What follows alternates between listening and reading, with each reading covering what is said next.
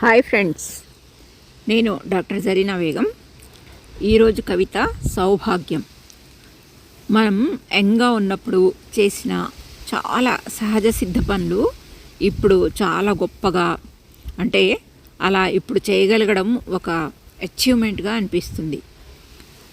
సంపాదనే ముఖ్యమని అప్పుడు మనం అనుకుంటాము, కానీ ఇప్పుడు ఏది ముఖ్యమో ఈ కవితలో నేను రాశాను. విని మీ అభిప్రాయాలను కూడా తెలియచేయండి. కవిత పేరు సౌభాగ్యం. పెద్ద బంగ్లా, కారు, సంపదే అందరి సౌభాగ్యమా? ఇంటికి రాగానే చిరునవ్వుతో ఎదురొచ్చే భార్య సౌభాగ్యం. కలిసి కుటుంబ సభ్యులు ఒకచోట కూర్చొని భోంచేయడం ఓ సౌభాగ్యం. మీ అమ్మా నాన్నతో పాటు మీరు ఉండడం ఓ సౌభాగ్యం.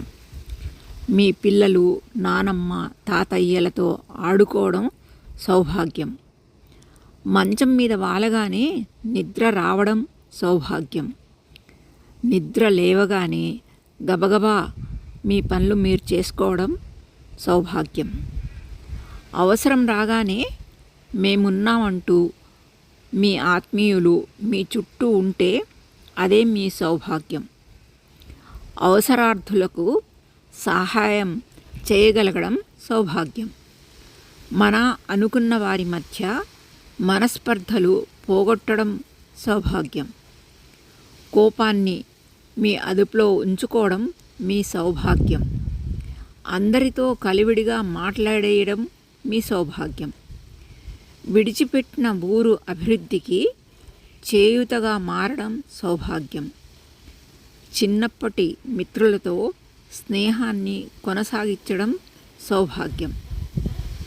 హాయిగా మనస్ఫూర్తిగా నవ్వగలగడం మీ సౌభాగ్యం. ఉదయాన్నే హాయిగా లేవగలగడం మీ సౌభాగ్యం. చివరికి మీ ఆరోగ్యమే మీ సౌభాగ్యం.